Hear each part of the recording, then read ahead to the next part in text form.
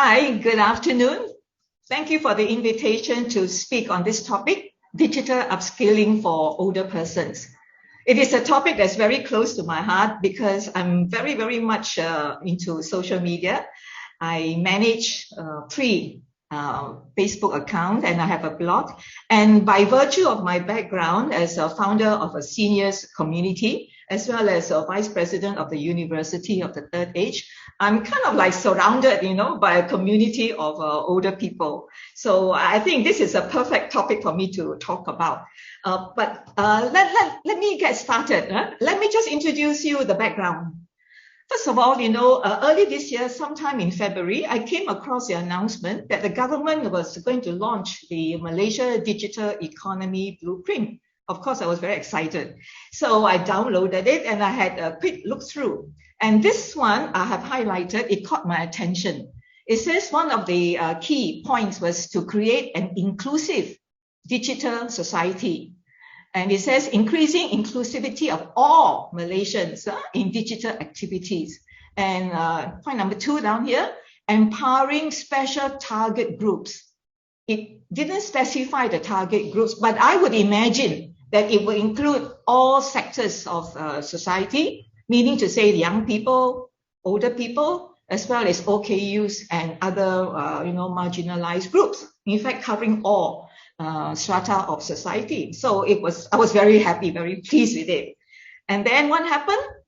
I found out when I talked to some of the seniors, they told me, I don't know how to do this. I don't know how to download app. I don't know how to book Grab, for example. So the feedback I got was that a lot of senior citizens still do not know how to get on the digital bandwagon. So this led me to kind of write into the newspaper because I think that's a very effective means of making my voice or anybody's voice heard. So I wrote into the Star and they were very nice. They published my letter. And as you can see from the title, Leave No Senior Citizens Behind in Digital Age, dated March this year. May I just quote some of the points that I raised? I said that, that in the second paragraph, right? It says that there is a group that is definitely at risk of being completely left behind. Of course, I'm referring to the Warga Emas, especially those in their 70s and above. Because if we don't reach out to them, then it's very hard for them to catch up. Because as you know, digital technology moves very fast. Today you learn something, in a few months it's more or less maybe obsolete. So we cannot wait. We have to start right now and get the senior citizens on board. Because there are lots of digital skills that they are not aware of or need to upskill. So that brought me to making my voice heard regarding this. So becoming an advocate for empowering senior citizens with digital skills. So let me just move on to the next slide. And as you can see, time is of the essence because we are referring to a group of people where time is not on their side, right? Mostly 60 and above, even more so 70 and above. And it says here right now in the year 2021, this year, we already have 3.6 million older people in our society. And Malaysia with an aged society, this is according to United Nations definition, aged society where, you have 15% of the population above 65 years old. Now, the prediction was in 2040 this will happen. But already, policymakers are saying that this is going to happen earlier than 2040. In fact, they have, put it as 2030, when 15% of our population will be in the older group category. So this is quite alarming, actually, meaning to say that we have to do something and be quick about it, right? So why is this urgency to equip older people with digital skills? Because according to what I read in the blueprint, it says, right, that 90% of government services are already online, 90%. For example, payments of utilities, payment of your water bill, your electricity, and so forth. Even the cukai also, is online. And just the other day, I went to the bank. I just want to, withdraw some money. So I did the necessary thing, right? Scanner, temperature, everything. And still I was not let in. Why? Well, I was told, sorry, ma'am, have you made an appointment? Huh? I said, how to make appointment? I can't even go in. Well, you have to do it online. Online appointment before you can even step into a bank. Now, how are we going to do this? I may know how to do it, but a lot of my friends are not aware of how to do it. Who is there to help us? Nobody. We cannot even ask our grandchildren. Our children, adult children are all busy with work now. Our grandchildren, I don't know whether they don't have the patience, to teach us, because seniors learn at a slower pace, especially when it comes to digital technology. So we need all these digital skills for all these reasons: information, employment. Some of us want to get back to work, even though we have retired, right? We want to get back to work. But then again, we are required to know a lot of the digital skills that we do not have because we have not been helped in upskilling. So that's a problem. And then we are also encouraged to go into entrepreneurship. But entrepreneurship, you need to know marketing, digital marketing skills, and so forth. So who is there to teach us? Where can we go to learn? So these are all the problems that we currently face. We need all the skills, but who is there to teach us? And where can we go to pick up all these skills? So, and then not only that, now we are going through, in fact, almost 2 years already of COVID. And we have been repeatedly told that we are the vulnerable group, that we should stay at home. So what does this mean to us? Staying at home, okay, we stay at home. But staying at home can be very boring, very lonely, especially if you are living alone. And the number of older people living on their own is increasing. Look at this survey that they have done. Of course, this is a 2000 census report. And I don't know what the latest one is at 2021 is, but at that time, the report says that 7% of the 1.4 million people, 60 years and over, live alone. And this figure is rising very fast. A lot of my community members are already living alone because their adult children are living overseas or working overseas or in another town in a country. So, or they have moved away and leaving empty nests at home. So what do these seniors do? They have to stay at home, and if they do not have digital skills, then it's very tough for them. It starts with boredom. It starts with loneliness. And, together, the more serious one could lead to having kind of suicidal thoughts in their mind. So what's the point? So being alone and all that, right? So we need to empower older persons to have some digital skills so that they can be independent, they can be self-reliant, they can also be informed of what's the latest. Like, for example, I'll give you a very good example. My Sejahtera.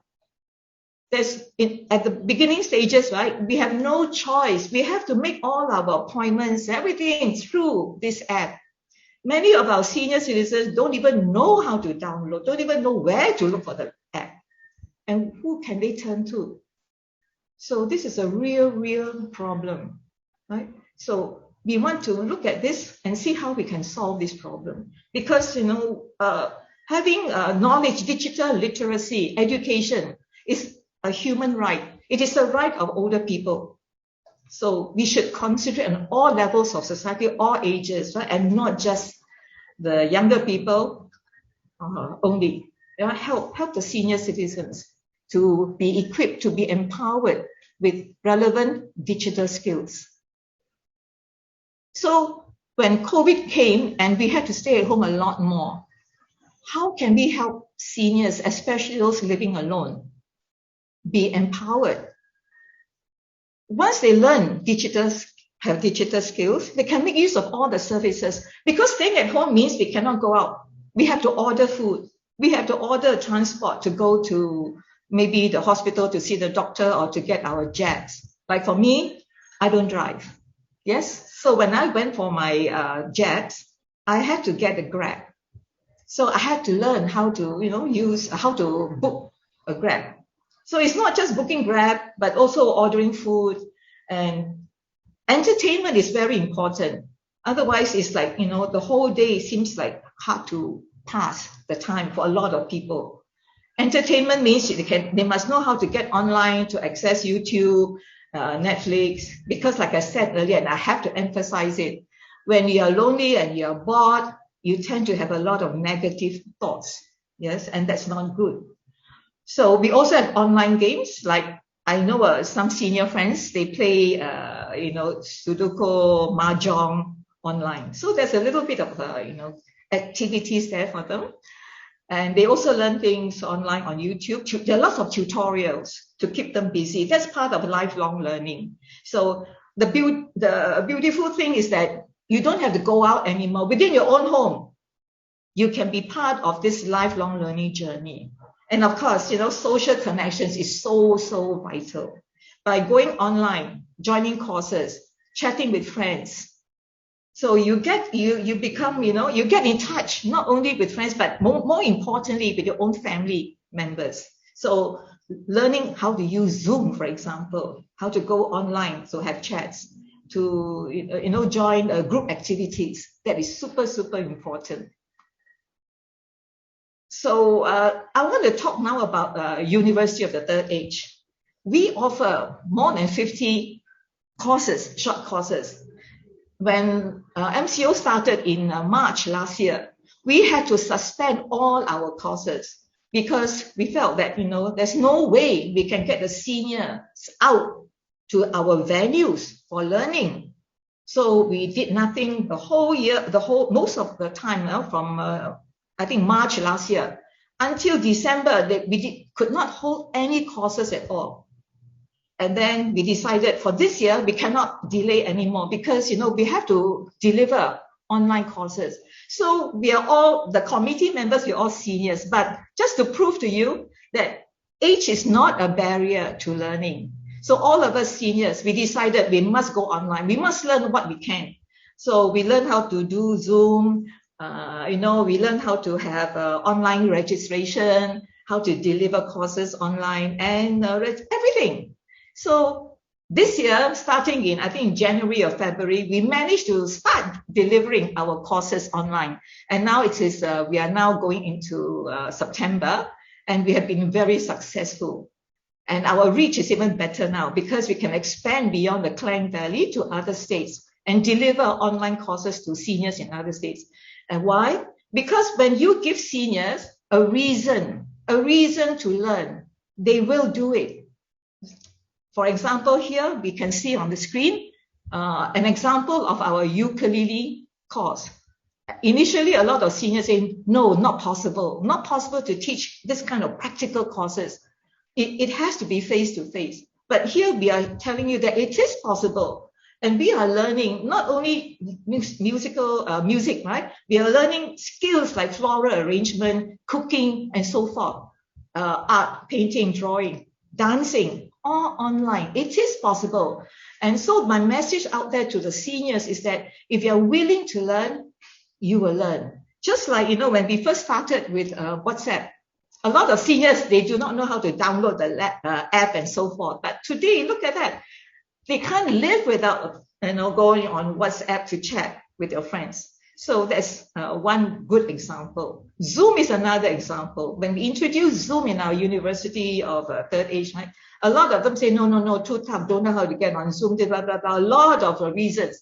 But in the end, so many are now coming in.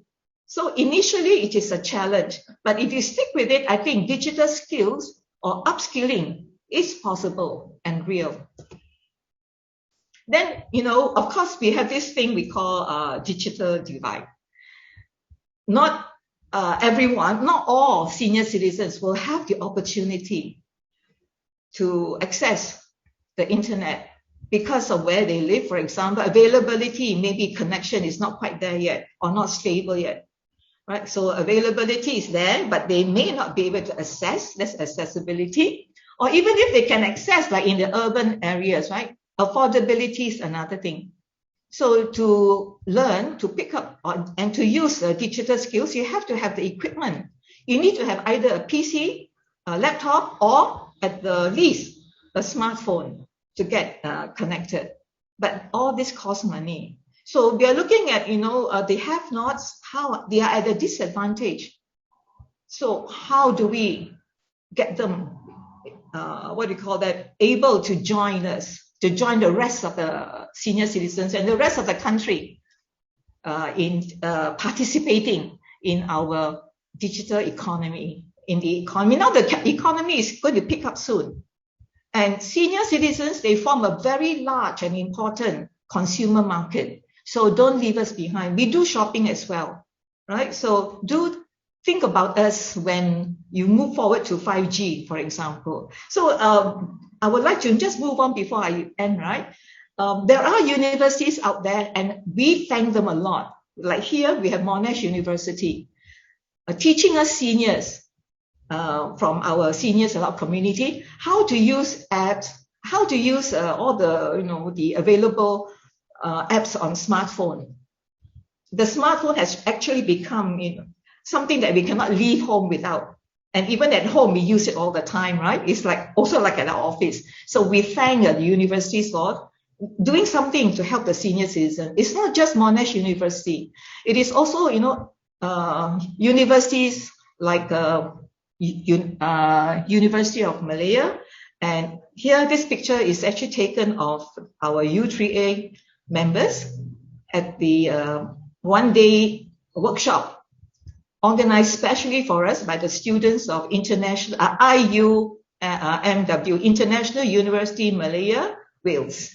And we are deeply, deeply, appreciative of what the universities are doing. But here you see, I'm sharing with you silver clicks, right? This is our proposal for the government and for any, stakeholders, especially those who are dealing with computer software, hardware, to join forces, right? Come together, all the stakeholders, and help empower older digital adults with digital skills. So my proposal is, let us set up an academy or an institute focusing on delivering this to our senior citizens so that we can bring them on board, so that they can be part and parcel of the digital economy. They can participate. They can also contribute, not just as consumers, but they can also contribute in a sense that they can set up their own businesses, small businesses, or operating from home, or get re-employed and contribute. So there are many, many reasons why we should upskill our senior citizens with digital literacy, right? And I just want to finish, this is my last slide. It just so happened that this year, the United Nations theme for International Day of Older Persons, which is celebrated in October usually, it is digital equity for all ages. So I would like to remind everyone again, it takes everyone to come on board. The government, the investors, the private companies to come in and contribute, and the senior citizens themselves. Change must come from within us. We must have the right attitude, the positive mindset to want to learn so that we can be part and parcel and be included in the economy, in the digital economy. And with that, I'd like to say thank you.